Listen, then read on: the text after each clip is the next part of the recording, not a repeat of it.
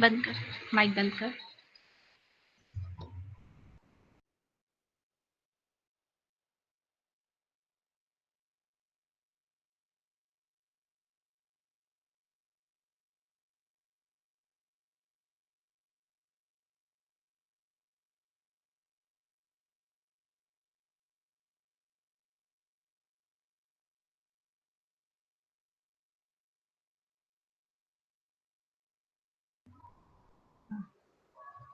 Okay, good evening, everybody.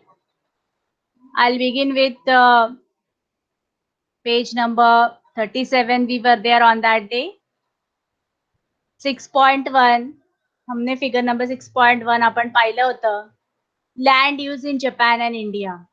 The last lesson which I stopped over here. Japan आणि भारतामध्ये land use भूमीच्या उपायोजन कसं होतात हे आपण गेल्या वेळेस पाहिलं होतं.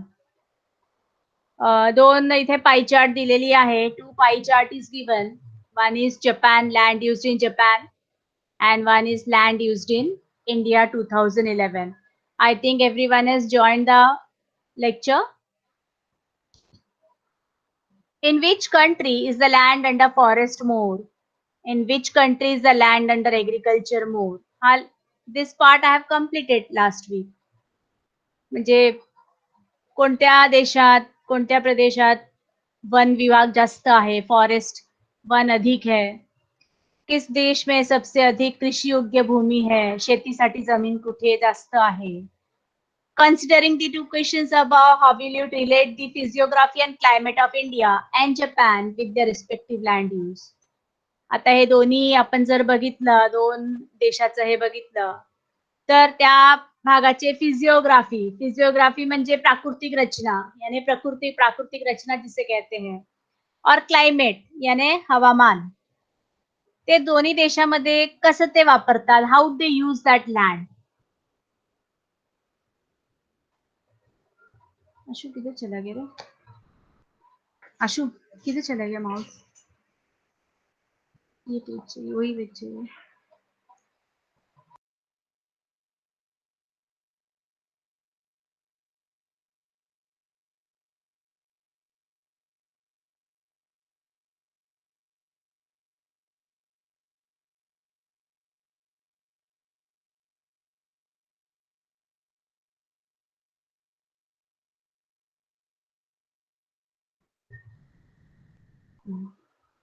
In both the countries, make a list of factors affecting. म्हणजे वेगवेगळ्या प्रदेशात जी दोन प्रदेश आहे त्याच्यामध्ये त्यांनी लँड यूज कसं कसं केलेलं आहे, that we are suppose to find out. तर त्याची भौगोलिक स्पष्टीकरण दिलेलं आहे. भौगोलिक स्पष्टीकरण means explanation is given. You may have realized that in different country, the percentage under various land use differ. Based on the availability of land, the population of a country, its quality and needs, its land use type vary.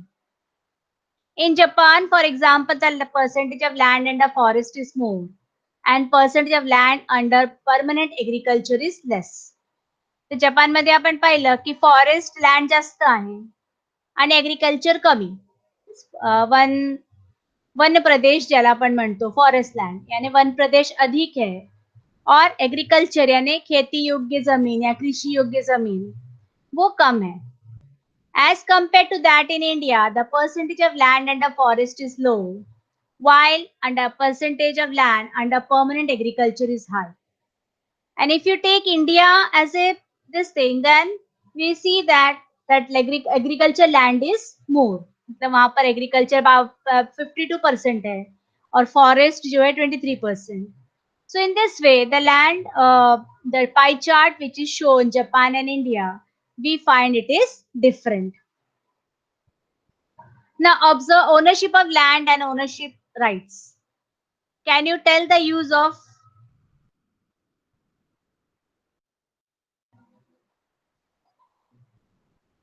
ये हो जाता है ना, मैं mobile में लूँ क्या? Mobile लूँ, मोबाइल का स्क्रीन लूँ?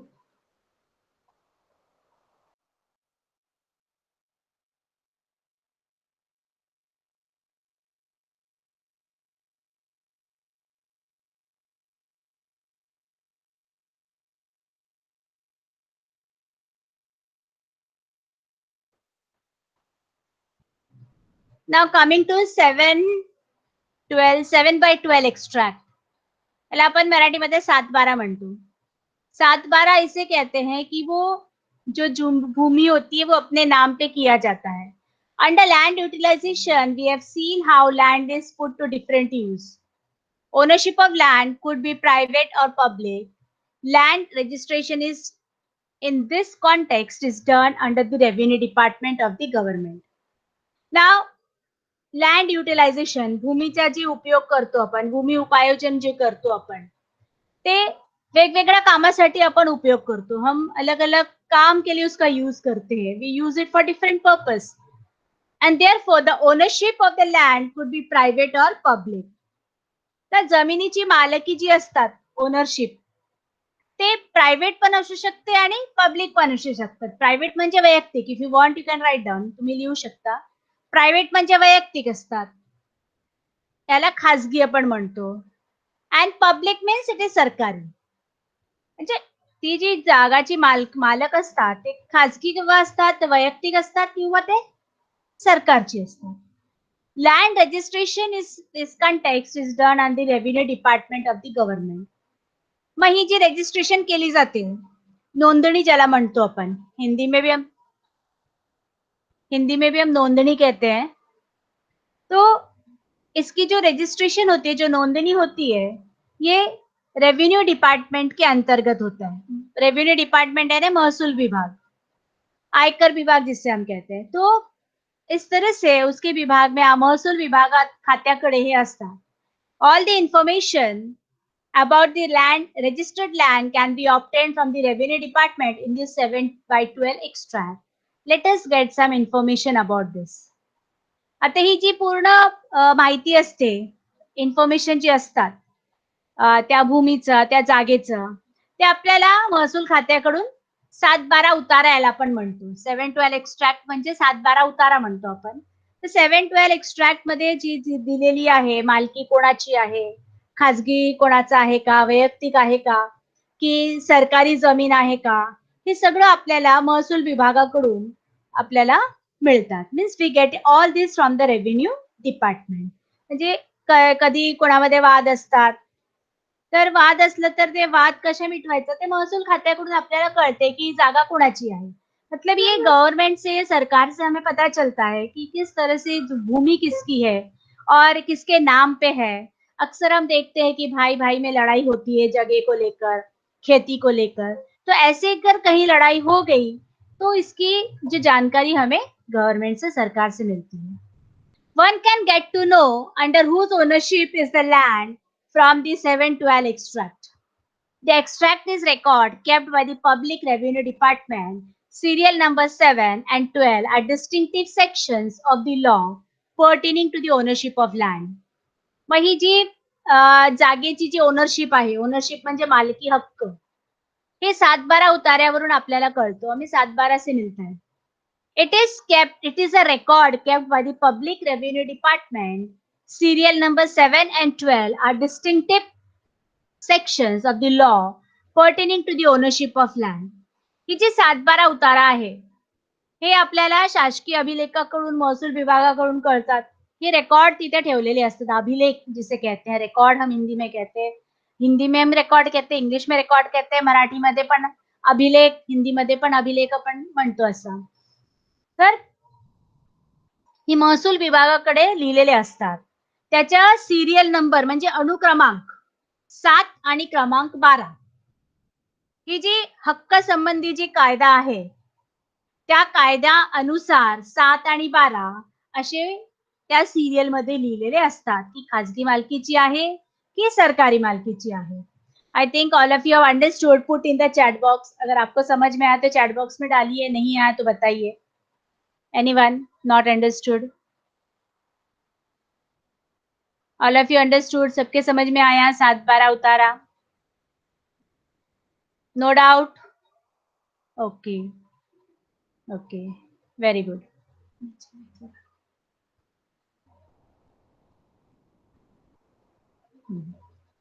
The 7 by 12 extract is a kind of mirror about the land.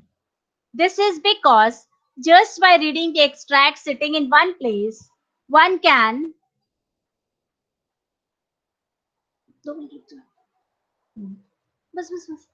The 7 by 12 extract is a kind of mirror about the land. ही जी 7-12 उतारा आहे ते एक म्हणजे एक प्रकारची आरसा म्हणतो आपण त्या जागेचा. कारण तिथे बसून बसून आपल्याला कळते जागा कोणाच्या नावावर आहे, काय आहे. आता खाली एक नमुना 7-12ची दिलेली आहे. आपण ते वाचूया आधी. नंतर बघू. चलिए.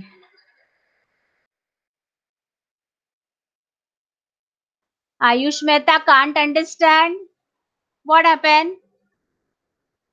Ayush, उधर से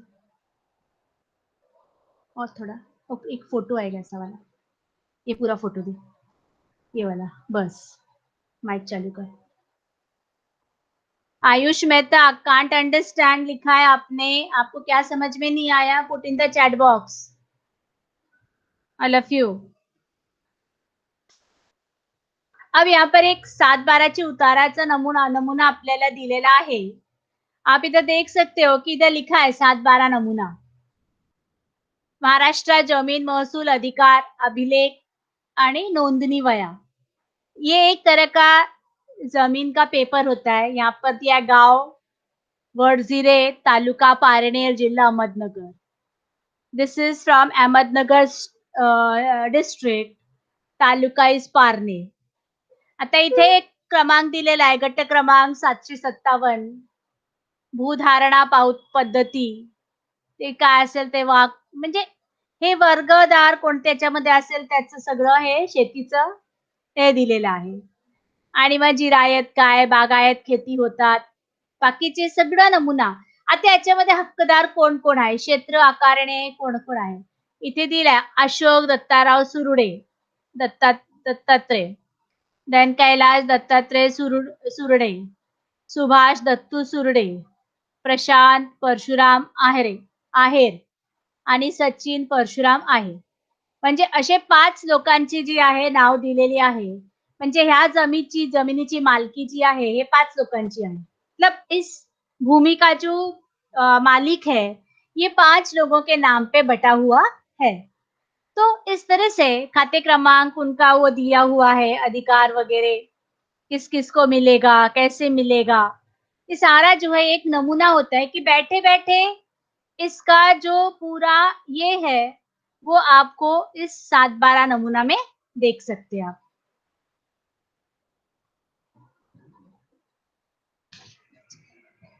बस बस. तो ये पूरा आपने देखा सीमा आणि भूमापन चिन्ह वगैरे दिलेले आहेत. ह्याच्यामध्ये हा जो क्रमांक असतो हा प्रत्येकाचा त्या नोंदणीचा क्रमांक असतात. त्याच्या ह्या उतार्याच्या याच्यावर नोंदणी केलेले आहे. खाली दिल्या महाराष्ट्र जमीन महसूल अधिकार. अधिकार म्हणजे गाव नमुना 12. ते वरच्या 7 होता आणि हा 12. मग याच्यामध्ये दिलेले आहेत की मिश्रणाचे संकेत क्रमांक, घटक पीक व त्याचे क्षेत्र. म्हणजे हा जो एक नमुना दिलेला आहे महसूल खात्याने ह्या जमिनीची मालकी म्हणजे कोणकोणती ज्वारी, ज्वारी एवढा सिंचित जमीन आहे त्याच्यामध्ये ज्वारी होतात, त्याच्यामध्ये बाजरी होतात. म्हणजे कोणकोणती पिकं होतात तेही दिलेले आहेत. म्हणजे हा जो 7-12 नमुना आहे हा पूर्ण त्या जागेची मालिक 5 लोक आहेत. ते काय काय पिकवतात हे सगळं याच्यामध्ये दिलेले आहे. मीन्स इसमें सारा कुछ दिया हुआ है. Everything is given. So looking at this particular paper, is paper को देखकर आप ये समझ सकते हो कि ये मालिक जो है इसके 5 मालिक है. 5 लोगों का नाम दिया हुआ है. मतलब इस भूखंड, ये जो पर्टिकुलर भूखंड है ये 5 लोगों के नाम पे बटा हुआ है. I think this sample is enough for you. अगर आपको समझ में नहीं आया तो आप चैट बॉक्स में डालिए. आयुष, आपको नहीं समझ में आया, you can put in the chat box. 7-12 उतारा, आपको समझ में नहीं आया. सुमन, डिस्टिंक्टिव्ह सेक्शन जे कायदा असतात ना, सुमन, आपल्या आयपीसी कोड असतात, याच्यामध्ये जे कायदा गुन्हा जिथे दाखल केलेले असतात, ते कायद्याची जी सेक्शन्स असतात, त्याला आपण डिस्टिंक्टिव्ह सेक्शन असे म्हणतात. जसे एखाद्या वेळेस आपण एक सांगू शकतो, बरेचसे कायदे आयपीएस मध्ये आहे, इंडियन पेनल कोड मध्ये आहे, आयपीसी मध्ये पोलीस जे वापरतात. एखादा कोणी गुन्हा केला, चोरी केली, मर्डर केलं, त्याची जे वेगवेगळे हे असतात कायदे, ते पर्टिक्युलर सेक्शन्स असतात, त्याला आपण सेक्शन म्हणतो. मग इथे पण तो 7 आणि 12, तो 7-12, 7 नंबर आणि 12 नंबर. 7 नंबर मध्ये त्यांची नावे दिलेली आहेत. Ayush, I think you can understand नाव. ते 7, that 7 number, all the names are given who are the owner of that particular land, उस जगह का जो मालिक है. और 12 में से वो दिया है कि वो क्या करते हैं, क्या उसमें क्या उगा रहे हैं, कितनी खेती, कितनी जमीन पे उगाते हैं. That all is given in that. I think I am clear with the topic with everyone.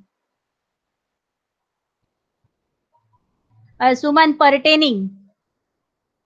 Pertaining म्हणजे त्याच्यात ते दिलेला डिस्टिंक्टिव्ह सेक्शन मीन्स आणि पर्टेनिंग. त्या डिस्टिंक्टिव्ह सेक्शन्स मध्ये ती जी कायदा दिलेली आहे, समजा 7 मध्ये काय काय लिहिलेले आहे, त्याच्यात काय आहे ते 7 नंबर, त्याला पर्टेनिंग म्हणतो. समजा एखाद्या टेक्स्टबुक मध्ये, तुमची आता जॉग्राफीची टेक्स्टबुक आहे, जॉग्राफीची टेक्स्टबुक मध्ये चॅप्टर नंबर 6 कशाबद्दल आहे, land use. So that chapter is pertaining to what, land use.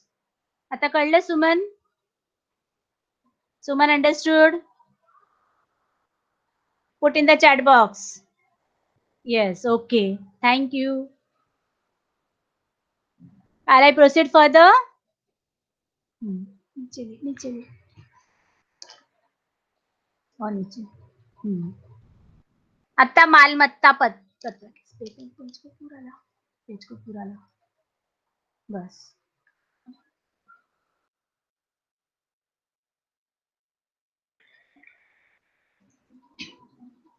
आता इथे एक मालमत्ता पत्रक दिलेलं आहे, 6.3 आकृती. हे मिळकत.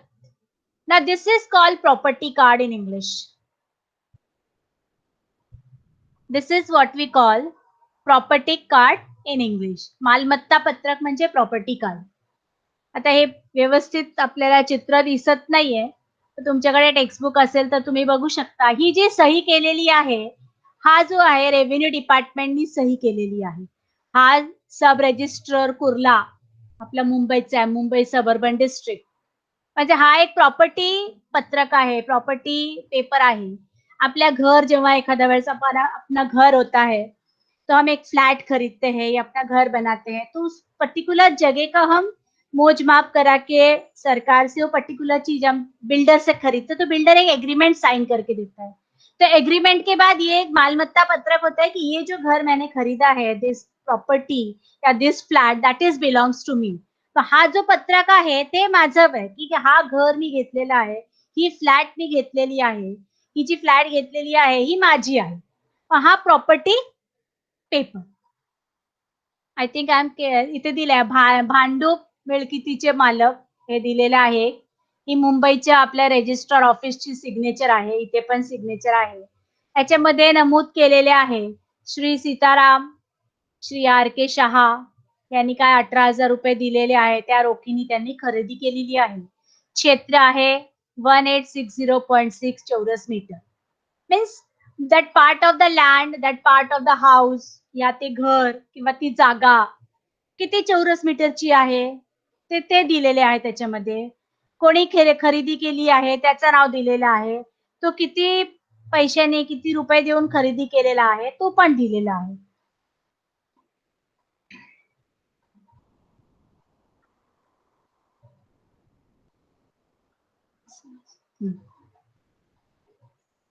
मग इथे पुढे पण आहे. हा 16/5/77 आहे. मग 14/8/79 आहे. 26/12/26/12/79 आहे. हे वेगवेगळ्या लोकांनी वेगवेगळं जी हे रजिस्ट्री केलेली आहे, त्या आपल्या आपल्या जागेची, प्रत्येक जागेची नोंदणी आहे बघा. ही एक जागाची नोंदणी आहे. म्हणजे हे जे रजिस्ट्री केलेली आहे, ती रजिस्ट्री कार्ड हे पर्टिक्युलर प्रॉपर्टी कार्ड आपल्याला दिले जातात. आता आपण वाचत होतो. To get complete information about that piece of land without actually going there. The register of the revenue department records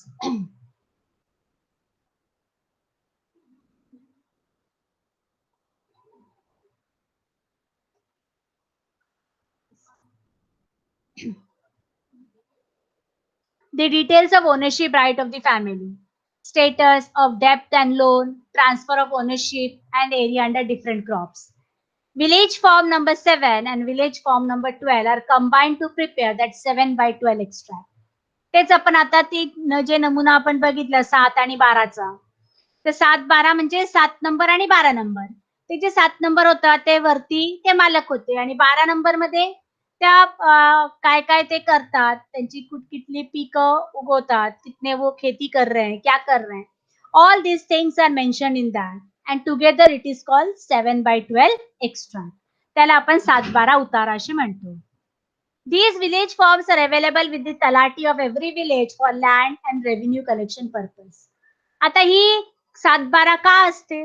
Why this 7/12, 7/12 is there? 7-12 उतारा क्यों होता है उधर? हर रेवेन्यू डिपार्टमेंट में होता है.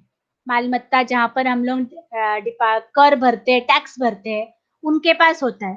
मान लीजिए आपने एक जगह खरीदा, उस जगह का अगर रजिस्ट्रेशन नहीं होगा तो कोई भी आके उस पर आके बोलेगा मेरा है. तो इसके लिए वो रजिस्ट्री कराई जाते. ते रजिस्टर आपण का करतो? नाहीतर आज एक तुम्ही जागा खरेदी केली, दुसरा कोणी येईल म्हणणार नाही ती माझी आहे जागा. तुझ्याकडे त्याचा काय पुरावा आहे? म्हणून ते 7-12 उतारा. म्हणजे एक प्रकारची ती कागद आपल्याकडे पण असतात आणि गव्हर्नमेंटकडे पण असतो, की हा बाबा हा जागा ह्या पर्टिक्युलर व्यक्तीचा आहे. म्हणजे दरवर्षी त्याच्यातून गव्हर्नमेंट आपल्याकडून टॅक्स घेतात, लँड टॅक्स म्हणून. त्याच्यासाठी पण त्या कलेक्शन पर्पजसाठी पण तिथे असतात.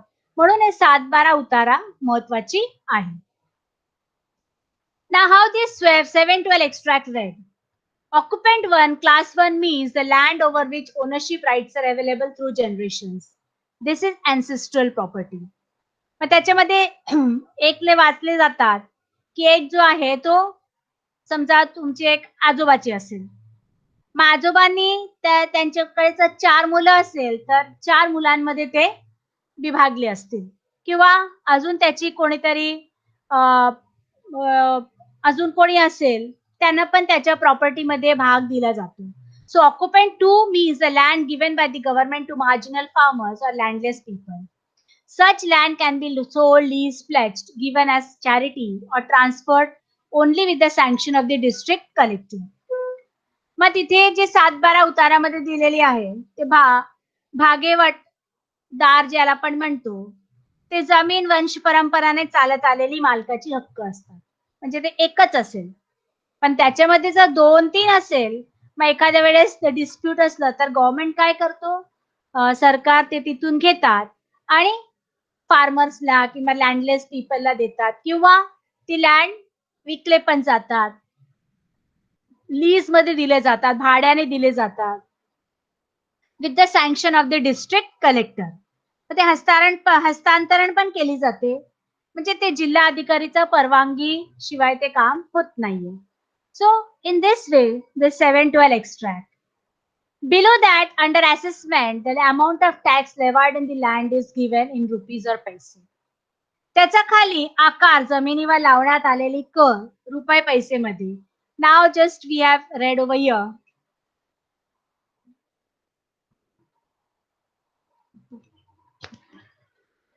ऊपर ऊपर ऊपर नीचे नहीं ऊपर.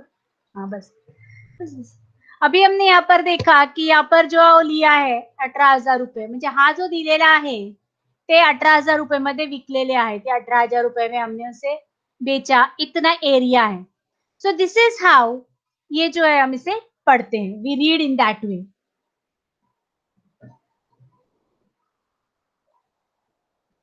I think all of you have understood. In other rights, the name of other joint holders are included. This also shows the status of loan taken for agriculture and whether they have been repaid or not.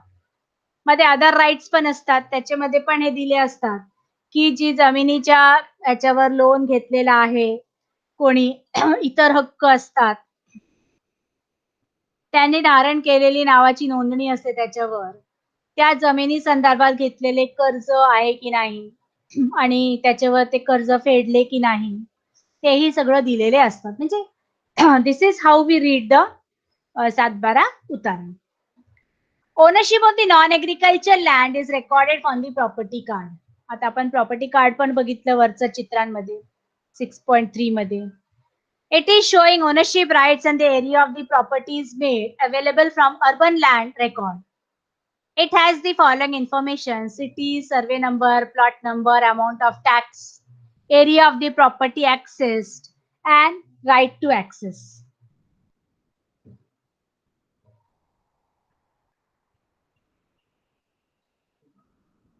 Hmm. ये जो हमने देखा था, this is from where? Ashu नीचे ले, थोड़ा नीचे ला, और थोड़ा दूसरा पिक्चर में बस, और थोड़ा स्ट्रेट, नमस्ते. इसमें हमने देखा था भांडुप का एरिया है और ये जो है उसमें लिखा हुआ है कितना एरिया लिया है 1860 1860.6 चौरस मीटर त्याची मालकी लिहिलेली आहे. हे सगळं जे उतारे असतात ना हे याच्यामध्ये प्रॉपर्टी कार्ड मध्ये आपल्याला दिलेले असतात. That is called ownership card. त्याला आपण मिळकीत पत्रिका म्हणतो, प्रॉपर्टी कार्ड म्हणतो. I think all of you understood till here. Put in the chat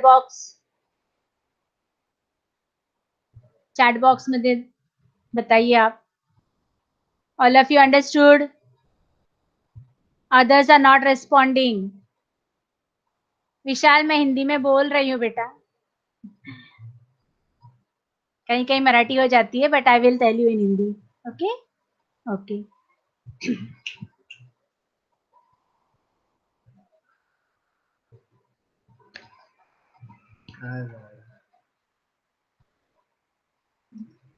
हाँ बस इतना पूरा.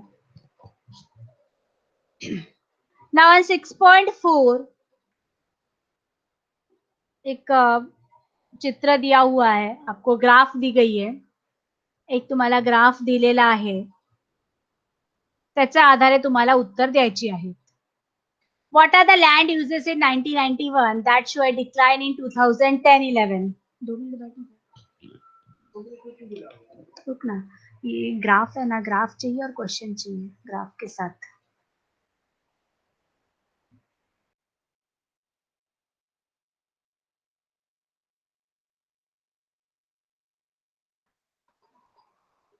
बस ओके, ग्राफ पूरा दिखना चाहिए बस. Which are the land uses of 1991 that shows a decline in 2010-11? What could be the reasons for that? आता ही जी graph दिलेली आहे त्याच्यामध्ये फॉरेस्ट ब्लू मध्ये दिसतो, non agriculture orange, grey pasture yellow other non agriculture, dark blue fallow land and green is agriculture. The difference is supposed to show with this 1991 and 2011. म्हणजे ते का कमी झालं? म्हणजे आता तुम्हाला हे दिसतात forest. Which type of land uses maximum? What would be the impact of this on India's environment? Can a decline in the area under agriculture be equated with the food shortage? Now the first question, which are the land uses of 1991 that show a decline in 2010-11? Decline म्हणजे कमी, हिंदी में भी कमी कहते, कम. क्या कारण हो सकता है कि 1991 में ज्यादा था और 2010-11 में कम हो गया? म्हणजे 90-91 मध्ये जास्त होती लँड आणि 2010-11 मध्ये कमी झाले असेल, तर त्याची कारणे काय? What is the reason? Which type of land uses maximum? सगळ्यात जास्त प्रकारची भूमी उपयोजन कोणतं झालेले आहेत? सबसे अधिक कौन से प्रकार का भूमि हमने यूज किया है? और अगर सबसे ज्यादा यूज किया है, what will be the impact on this India's environment? तो भारत की अर्थव्यवस्था में उसमें क्या जो है क्या उसका असर पड़ा है? भारताच्या पर्यावरणावर काय त्याची फरक पडली की नहीं? पर्यावरण पे फरक पड़ा या नहीं? या उस पर कुछ असर हुआ या नहीं? काहीतरी त्याच्यावर परिणाम झाला असेल. Can a decline in the area under agriculture be equated with the food shortage?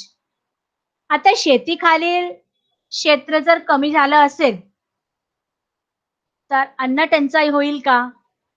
कि त्याचा विचार आपल्याला करता येईल का अन्न टंचाईचा? यानी कि अगर कृषि योग्य भूमि अगर कम हुआ, मान लीजिए हमने जगह पे साफ करके घर बना दिए, लोग चाली बना के रह लेते हैं, बिल्डिंग बना लेते हैं, खेती वाली जमीन पर. ती शेतीची जी जागा आहे तिथे आपण बिल्डिंगा बांधतो. मग जर अशी जर केलं आपण तर अन्न टंचाई होईल का? There will be shortage in food grains. कारण पॉप्युलेशन तर आपल्याकडे भरपूर आहे. पॉप्युलेशन आपल्याकडे भरपूर आहे. मग हे सगळं आपल्याला कसं हे करता येईल?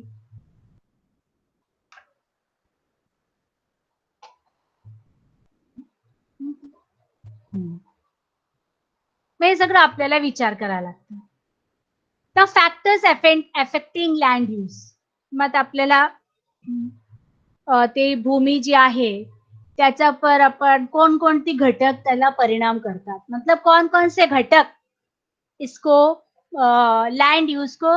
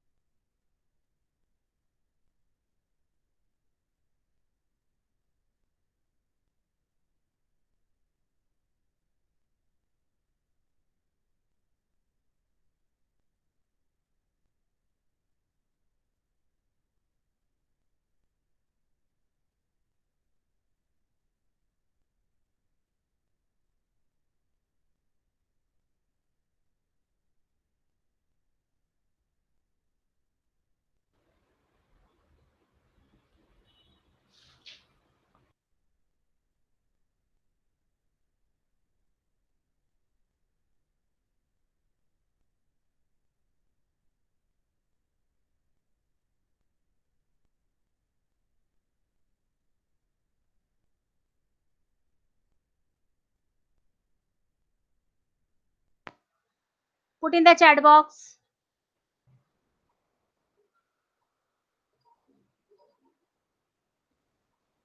मैंने जो अभी फैक्टर्स लिया था भूमि उपायोजन का परिणाम सबके समझ में आया?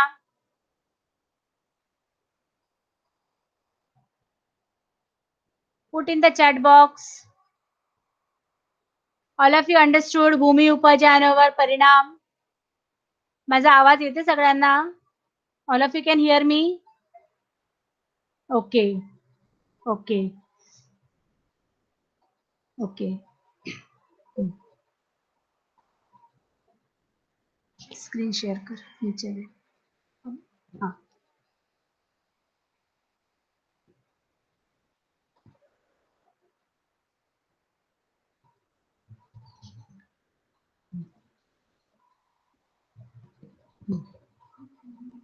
Now we will see Maharashtra land use 2010-11. A figure is given. Give it a try. It is given. Study the given figure and answer the question. Now this is I am going to ask you. Look at this pie chart. Is pie chart को आप देखकर मैं जो प्रश्न पूछ रही हूँ आप इसको ना चैट बॉक्स में डालिएगा. आप इस पिक्चर को देखिए. Maharashtra state land use 2010-11. क्या हो रहा है? Area under forest 16.9. 2 मिनट बैठ. 2 मिनट बैठ इधर. बैठ इधर ही. Then non-agriculture land 10.2, grazable and cultivable fallow land 7.9, fallow land 8.3 and area under crops 56.8. Area under crops म्हणजे लागवडी खालील क्षेत्र म्हणजे जहाँ जितने क्षेत्र में हम खेती कर रहे हैं. फॉरेस्ट 16.9 है. फॉरेस्ट यानी वन विभाग. नॉन एग्रीकल्चर ज्याला आपण शेतीसाठी वापरत नाही ते 10% आहे. 10.2. ग्रेझेबल आणि कल्टिवेबल लँड ते 7.9 आहे. ग्रेझेबल म्हणजे आपण ते ह्याच्यासाठी ठेवतो जनावरांसाठी. आणि फॅलो लँड म्हणजे खाली ठेवलेले जमीन. ना what is the percentage of land suitable for cultivation? How many % of land is under crops? Put in the chat box. Percentage of land suitable for cultivation किती आहेत? चॅट बॉक्स मध्ये टाका. Put in the chat box. Screen दे ना.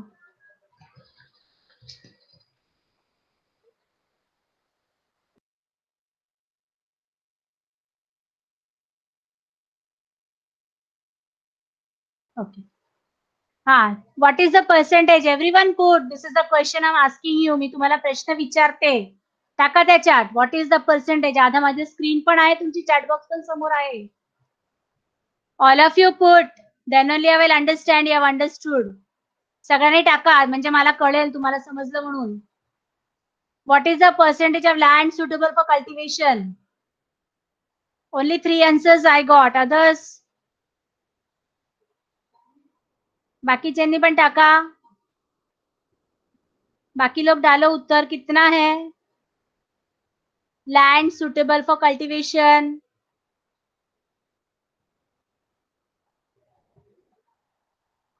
Okay. What is the percentage of barren land? Barren. नापीक जमीन किती टक्के आहेत? ज्यात काही आपण उगवत नाही. 8.3. Very good, Nandini. What is the percentage of land under forest in Maharashtra? Forest, one विभाग. Good, Vishal.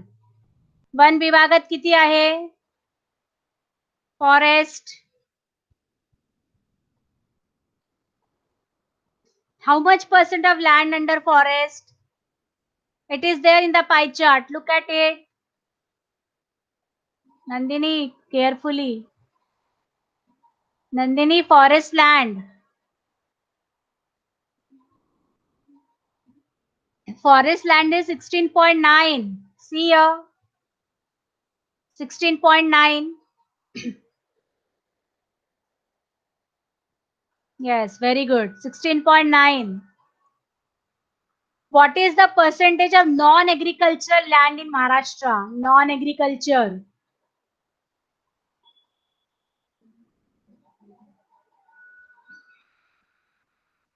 बिगर शेत जमीन ज्याला म्हणतो आपण. Very good. 10.2. Others? Non-agricultural land. 10.2. Yes, very good, Vishal. That means you understood no how to read the pie chart. समजा तुम्हाला परीक्षेमध्ये आलं असा एखादा पाय चार्ट विचारलं आणि त्याच्यामध्ये हे दिलेले आहेत आणि प्रश्न असेल, आपको एक पाई चार्ट दे दिया गया इस तरह के बनाकर और आपको प्रश्न दे दिया गया, पाई चार्ट पढ़ के आपको उत्तर लिखना है. पण तुम्हाला करता येईल ना सगळ्यांना? All of you can do it ना? समजा तुम्हाला प्रश्न परीक्षेमध्ये आला तर? Very good. All of you understood the lesson? सबके समझ में आया? गुड. चलो निकाल नीचे.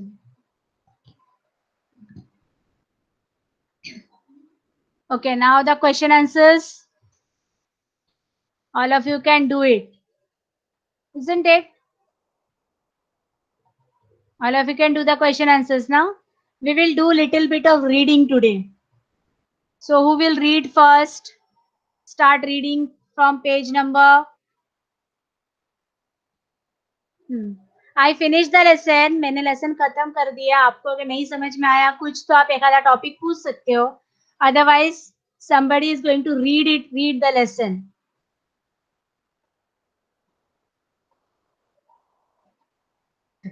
35 page number.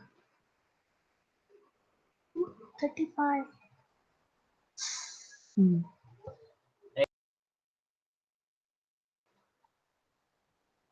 Chat box ला ना, chat box ला.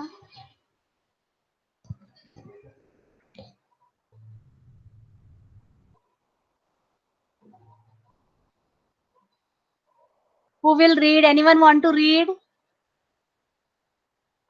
You can unmute and read it. Nobody? Kadambari, unmute yourself and read if you can. Yes, ma'am. Ha. Want to read? Then read it. Ma'am, from land use, Yeah, from land use. Page number 35 it is. Draw a sketch of your house. try this. Draw a sketch of your house. On this sketch, show the following with proper directions. Kitchen, Yeah. bathroom, courtyards, living room, bedroom, etc. After the sketch is ready, have a discussion on the following points. Why do we need to fix a place for everything in the house? What would happen if there were no fixed places? Geographic explanation. Geographical. You may geographical explanation. You Hmm. may have realized that there is a fixed place for everything. If this is not done, the house appears dis- disorganized. There will be difficulties while moving around the house. If even if these arrangements are changed, there will be confusions for a few days. The lands available in our house is used for different purposes. Try this. Hmm. Anybody else want to read? Can unmute. Who is reading now?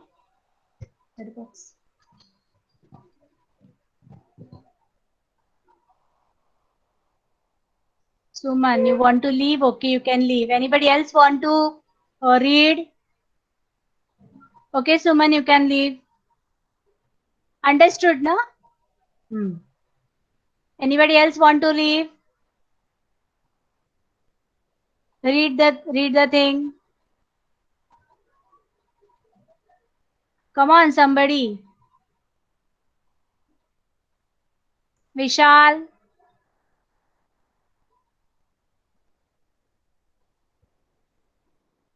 Come on, unmute yourself and read. आप पढ़ो जरा, पढ़ोगे तो आपको समझ में भी आएगा, रीडिंग करोगे तो. All of you must read. Yes, Nandini, want to read? Unmute yourself and read, Nandini.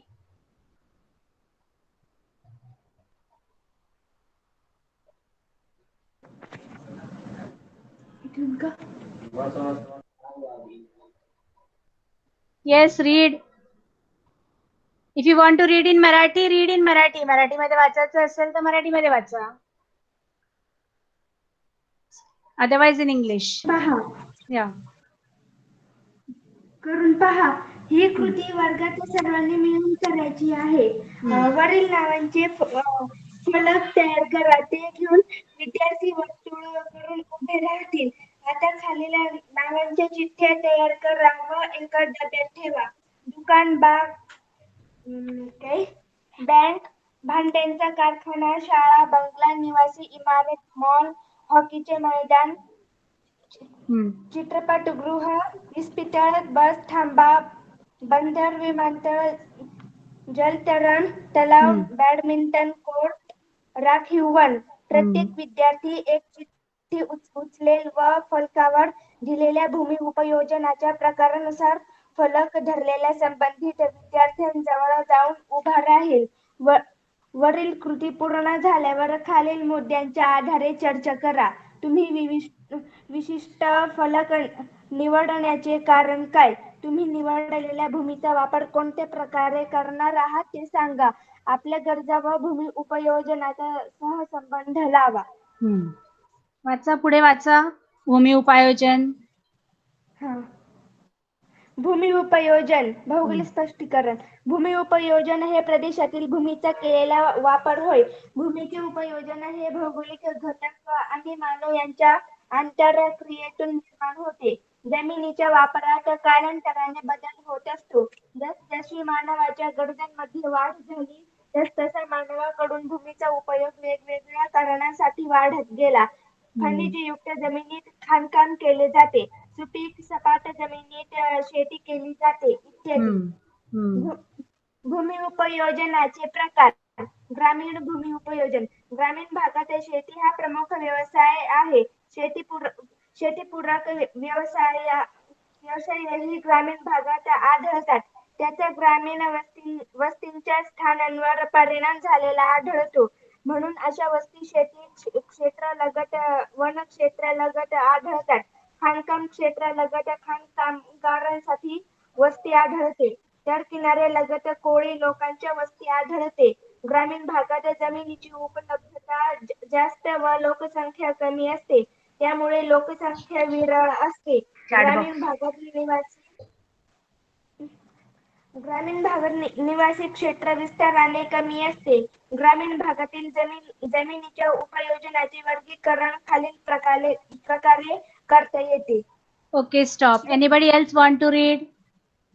और किसी को पढ़ना है? Unmute yourself and read. Very good Nandini, खूप छान वाचलीस ग. गुड. और किसी को पढ़ना है? देयर इज टाइम, टाइम है, पढ़ो, read. Vishal, are you there? Read it. Others, विकास.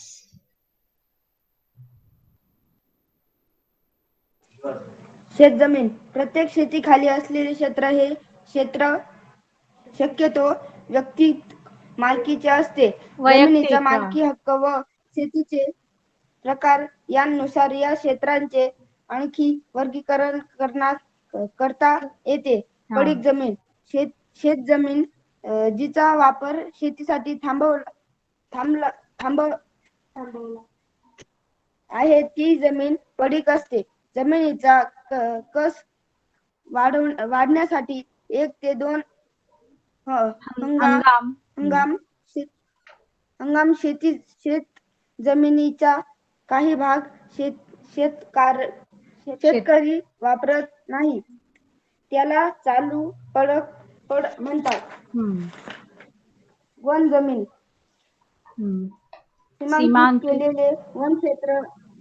सीमांकित केलेले वन क्षेत्र ग्रामीण भूमी उपयोजनाचा एक प्रकार आहे. यांमध्ये वन क्षेत्रातून लाकूड, डिंक, गवत इत्यादी वनोत्पादने मिळतात.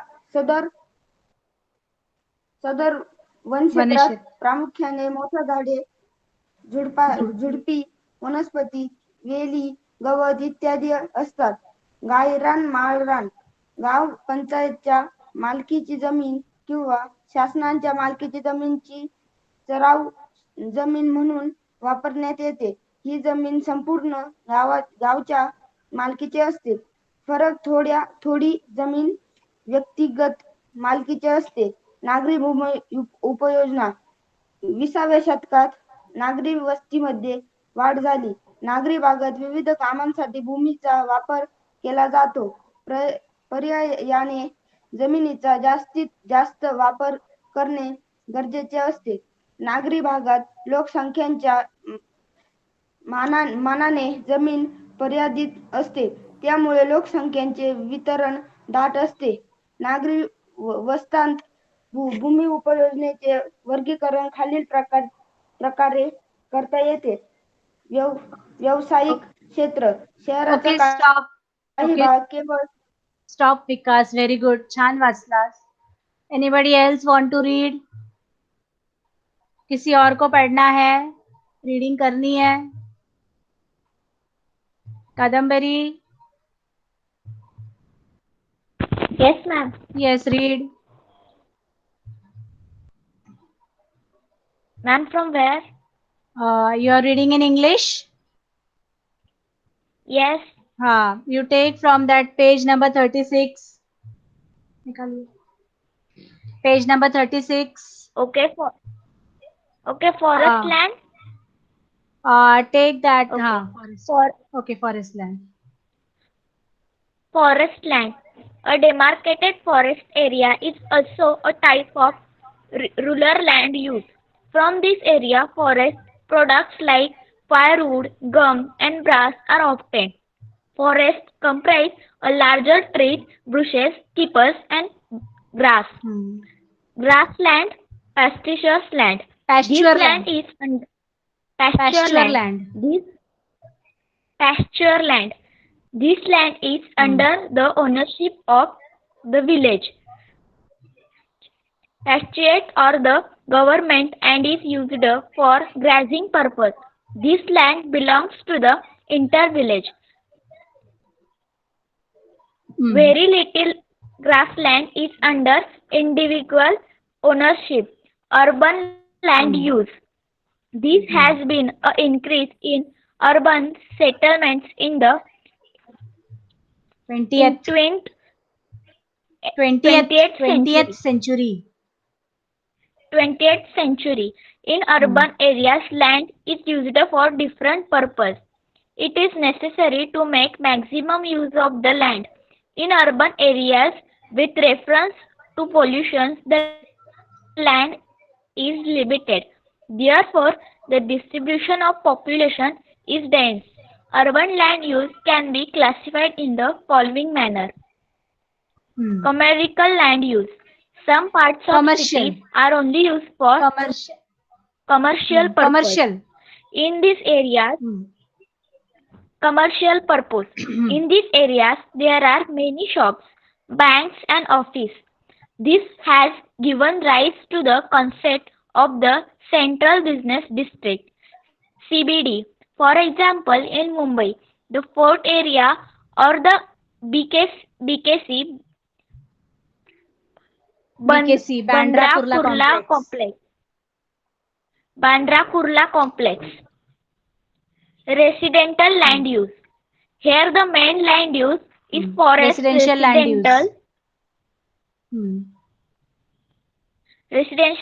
land use. Here the main land use is for residential purpose. In this area, houses and residential buildings are included. Since population is more in the urban areas, residential land use has increased. Transport land use. In urban areas, transportation facilities are important for the movement of goods and people. For this purpose, different types of transportation facilities are found in cities like public bus stops, railway lines, metro, monorail, commercial vehicles, etc. In addition to this, the number of private vehicles is also large. Hence, cities, roads, railway lines, stations, petrol pumps, transport depots, and vehicle repair centers occupy large areas. These are included in the transport land use. Okay, stop it. Very good, Kadambari. Now, all of you, any doubt you are having? If not, then I can stop the lecture over here. Put in the chat box. You can do the question answers. If not, in the next lecture you can ask me. अगले lecture में आप हमें पूछ सकते हैं अगर आपको कोई difficulty हो तो. अगर आपके समझ में आ गया हो तो we can leave the lecture. You can leave the lecture, okay? Put in the chat box. Okay, bye. All of you, bye, good night. You can leave the lecture, okay? Any doubt you can ask next time.